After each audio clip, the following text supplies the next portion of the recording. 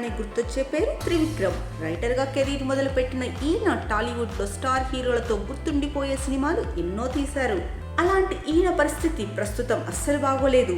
పేరుకే star director గాని సరైన కాంబో సెట్ చేసుకోలేక పూర్తిగా కన్ఫ్యూజ్ అవుతున్నారు.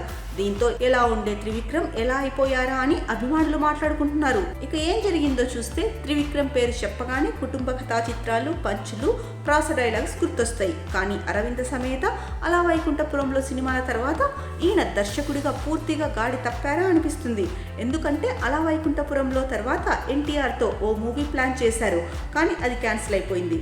దీంతో మహేష్ బాబుతో ప్రాజెక్ట్ సెట్ చేసుకున్నారు. తొలుత ఓ సబ్జెక్ట్ తో సినిమా మొదలు పెట్టారు, కానీ కొద్ది రోజులకే దాన్ని పక్కన పెట్టి మరో కథతో సినిమా తీసి రిలీజ్ చేశారు. అదే గుంటూరు కారం. మహేష్ అభిమానులకు ఈ మూవీ నచ్చింది, కానీ మిగతా వాళ్లకు పెద్దగా కనెక్ట్ కాలేదు. ఇక గుంటూరు కారం గతేడాది సంక్రాంతికి వచ్చింది. అప్పటి నుంచి త్రివిక్రమ్ ఖాళీగానే ఉంటున్నారు. మధ్యలో అల్లు అర్జున్ తో ప్రాజెక్ట్ సెట్ అయింది. భారీ బడ్జెట్ తో మైథలాజికల్ కథతో దీన్ని తీస్తున్నామని నిర్మాత నాగవంశీ కూడా పలుమార్లు చెప్పుకొచ్చారు. ఏమైందో ఏమో గానీ అల్లు అర్జున్ దీన్ని పక్కన పెట్టి అట్లీతో సినిమా మొదలు పెట్టారు. ఫలితంగా త్రివిక్రమ్ పరిస్థితి మళ్లీ మొదటికొచ్చింది. ప్రస్తుతం ఖాళీగానే ఉన్నారు. రామ్ చరణ్, వెంకటేష్ తో సినిమాలు చేస్తారని రూమర్స్ వినిపిస్తున్నాయి. ఒకవేళ ఇవి చేసినా సరే టాలీవుడ్ కే పరిమితమయ్యే మూవీస్ అవుతాయేమో.